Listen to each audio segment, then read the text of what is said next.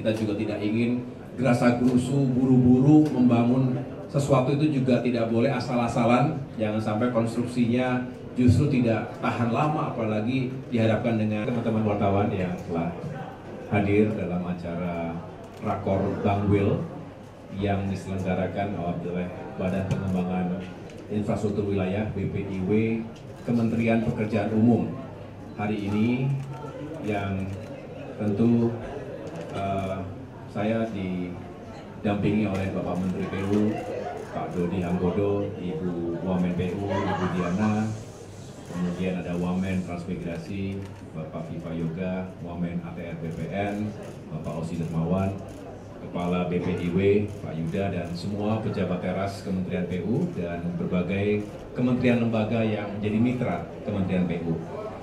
Tadi saya mengingatkan kepada kita semua sesuai dengan tugas yang saya emban sebagai Menteri Koordinator Bidang Infrastruktur dan Pembangunan Kewilayahan, tentu berupaya agar 5 kementerian teknis termasuk lembaga terkait lainnya bisa semakin terintegrasi satu sama lain sesuai dengan harapan juga tentunya visi besar dari Bapak Prabowo Subianto sebagai Presiden.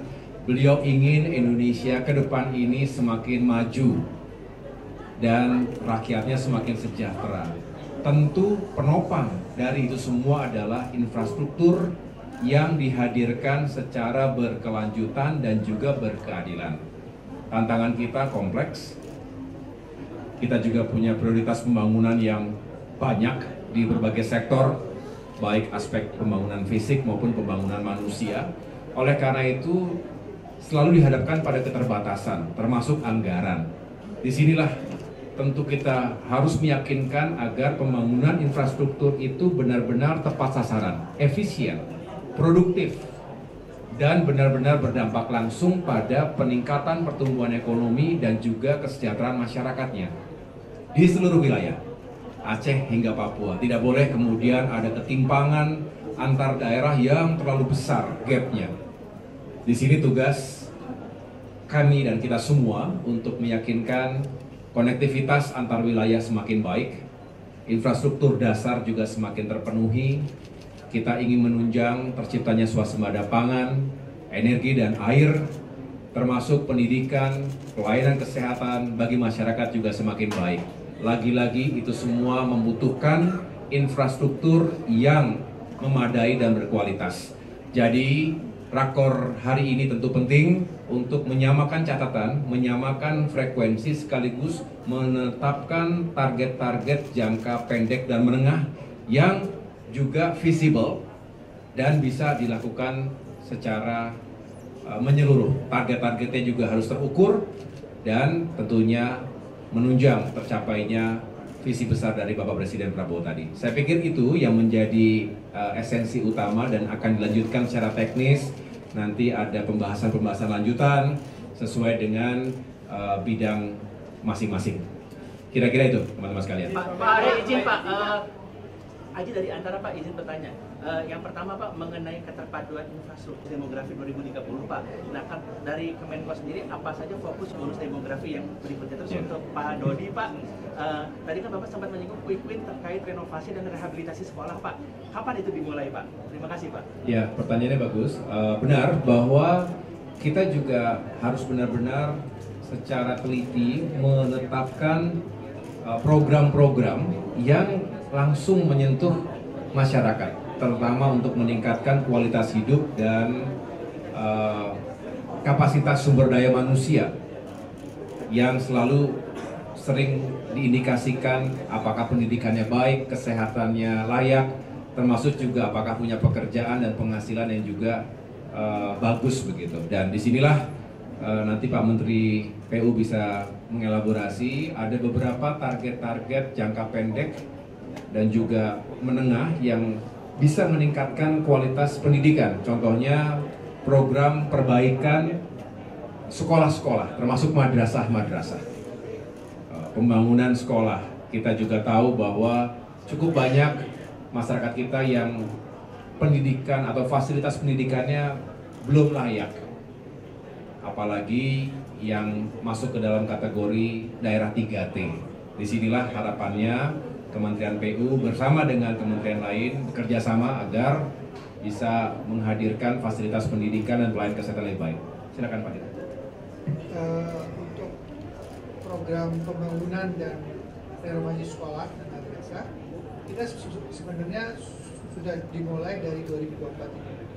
Data awal akan diberikan oleh Kementerian Pendidikan, kemudian atas data awal tersebut kita lakukan verifikasi dan validasi, kemudian baru kami merencanakan mulai 2025 benar-benar mulai start untuk membangun di seluruh Indonesia. Tadi saya sampaikan kan totalnya yang kita targetkan 11.000 sekian. Pak Menko bila tanggapan tadi disinggung soal 3 juta rumah, program 3 juta rumah yang memang saat ini masih ada kendala soal anggaran, terus lahan dan juga perizinannya. Kira-kira koordinasinya sejauh ini bagaimana dengan kementerian antara kementerian itu untuk memastikan itu bisa berjalan nanti Pak? Ya, ini juga penting. 2 hari yang lalu saya menerima paparan dari Menteri Perumahan dan Kawasan Permukiman, Bapak Marwara Sirait dan jajarannya di Kemenko Infrastruktur. Beliau menyampaikan apa saja yang menjadi program-program yang memang harus diselaraskan karena membangun rumah terlebih dahulu harus jelas lahannya. Disinilah kita sedang berkoordinasi satu sama lain terutama dengan Kementerian ATR BPN yang berurusan dengan lahan dan juga tata ruang. Kita ingin menginventarisir, tapi juga harus dicek di lapangan, ada tanah-tanah yang terkategori terlantar yang bisa saja siap untuk digunakan sebagai lokasi pembangunan perumahan rakyat. Tapi sekali lagi harus dipastikan peruntukannya dan kelayakannya. Belum lagi sumber-sumber tanah lainnya yang juga sedang dihitung dan dipelajari. Penganggaran juga demikian. Kita harus menyadari bahwa APBN itu selalu terbatas, sedangkan harus dibagi kue itu kepada semua sektor, ya. Sehingga kita juga harus membaca peluang untuk mendapatkan sumber-sumber anggaran pembangunan yang lainnya, termasuk dari investasi. Yang jelas, semangat dari pembangunan rumah ini adalah bagaimana belasan juta kepala keluarga yang masih belum memiliki rumah, artinya ada backlog dalam urusan perumahan di kota maupun di desa-desa. Termasuk ada jutaan juga yang kondisi rumahnya itu tidak layak sebetulnya, sehingga disinilah dorongan dari Bapak Presiden Prabowo untuk menyegerakan pembangunan jutaan rumah tersebut di berbagai wilayah. Harapannya jika rumah-rumah dibangun tentu ada prosesnya, ada tahapannya. Kita juga tidak ingin gerasa-gerusu, buru-buru membangun sesuatu itu juga tidak boleh asal-asalan, jangan sampai konstruksinya justru tidak tahan lama, apalagi dihadapkan dengan bencana dan juga alam yang seringkali juga harus diantisipasi, ya. Oleh karena itu harapannya jika ini bisa direncanakan dengan baik, pembangunan terjadi di seluruh wilayah, maka akan mengurangi backlog perumahan yang terjadi dan pada akhirnya yang sering menjadi cita-cita bangsa ketika rakyat itu terpenuhi pangan, sandang, dan papannya, maka benar-benar Indonesia bisa semakin sejahtera untuk semua. Tahanan pangan kan tadi di Quick Wins ada soal irigasi ya Pak. Itu kalau boleh tahu udah ditentukan? Betul Mas, untuk hubungan itu memang sebagian besar dari total 53 yang sudah selesai itu hanya 7 ya sebenarnya tidak untuk irigasi, untuk menghindari banjir, untuk penyediaan air baku. Yang lainnya itu seluruh Indonesia itu isu utamanya adalah untuk berfungsi mensupport ke irigasi. Tadi kami dapat koordinasi dengan Menteri Pertanian, disampaikan beberapa daerah yang menjadi prioritas beliau karena pada akhirnya kami adalah cuma supporter unit Mas, supporter unit dari Kementerian Pertanian untuk urusan ketahanan pangan ya. Kami supporter unit dari beliau dan leading sektornya adalah beliau. Beliau sampaikan misalnya beliau akan fokus di Sumatera Selatan, Sulawesi Selatan, Kalsel dan seterusnya. Nanti tim sedang duduk berdua dengan Dirjen Direktur terkait untuk men-streamline semua itu agar memang sumber pangan yang dicanangkan Bapak Presiden dalam 4-5 tahun ke depan bisa kami capai even sebelum itu, targetnya seperti itu. Untuk masalah listrik, ya memang sebagian besar bendungan kita sebagian memang sudah untuk PLTA juga. Cuman mungkin ke depan karena kita lagi ngomong soal green energy, mungkin akan kita banyak pakai untuk voltage yang kemudian tidak hanya ngomong PLTA, tapi juga ada PLTS dan seterusnya. Tenaga surya mas, seperti di Jatiluhur mas, itu akan banyak di seluruh Indonesia. Titik-titik untuk bendungan yang khusus untuk pangan atau yang untuk PLTA tadi masih belum ketahuan tapi gimana? Kalau PLTA hampir semua bendungan kita ada fungsi PLTA-nya. Cuman memang gini, itu juga balik lagi. Kita harus potong unit balik ke PLN. Mana kira-kira area-area yang memang butuh tambahan listrik ya kita kemudian juga.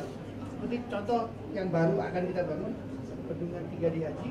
Kita justru menurunkan kemampuan suplai listriknya untuk benar-benar bisa sesuai dengan perintah dari PLN. Jadi kalau PLN butuh 10 MW, saya nggak mau dikasih 200 lah, kira-kira gitu mas.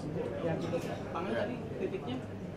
Pangan, kalau pangan tadi di waktu rakor pagi tadi masih terlalu major, belum langsung streamline. Tim lagi masih di sana untuk merumuskan lebih detail mas. Cukup ya. Mas Menko, satu lagi Mas Menko. Ada 2 aspek kebocoran yang biasanya ditemukan. Ini kita jadikan sebagai lessons learned. Yang pertama ya memang karena ada niat untuk markup kebocoran yang diniatkan. Ya, tentu ini harus kita cegah dan kita perangi karena tidak boleh ada uang rakyat yang disalahgunakan, diselewengkan untuk tujuan pribadi maupun yang lain-lain. Yang kedua adalah inefisiensi. Ini juga seringkali membuat yang direncanakan itu tidak sesuai dengan outputnya. Yang saya sebut dengan inefisiensi ini biasanya terkait dengan pembangunan infrastruktur yang dampaknya tidak langsung meluas dan langsung dirasakan oleh masyarakat. Nah ini harus dihitung ulang dengan baik ke depan. Ini diawali dari perencanaan yang terintegrasi dengan baik dengan semua stakeholders dan sesuai dengan yang dibutuhkan oleh masyarakat. Nah, ini yang memang tidak mudah. Pasti masyarakat berharap, tolong dibangun ini Pak, dibangun itu Pak. Tapi harus dihitung dengan baik. Benar tidak kalau kita membangun sesuatu di tempat yang tadi diharapkan? Benar tidak dampak dari infrastruktur, karena biayanya juga tidak murah. Ini sesuai dengan output, outcome, dan juga manfaat yang bisa di-generate dari pembangunan infrastruktur tadi. Apakah buat pertumbuhan ekonomi, membuka lapangan pekerjaan, termasuk meningkatkan kesejahteraan masyarakat. Nah ini harus dihitung, memang tidak mudah. Karena kita selalu dihadapkan pada limitasi, keterbatasan. Jadi ini juga yang ditekankan oleh Bapak Presiden Prabowo, cegah kebocoran APBN, juga cegah terjadinya inefisiensi. Tugas kami adalah bagaimana ke depan kita semakin bagus, semakin baik. Disinilah urgensi dari Kemenko Infrastruktur untuk mengintegrasikan dan mengkoordinasikan segala upaya untuk menghadirkan infrastruktur yang bagus. Oke, cukup ya.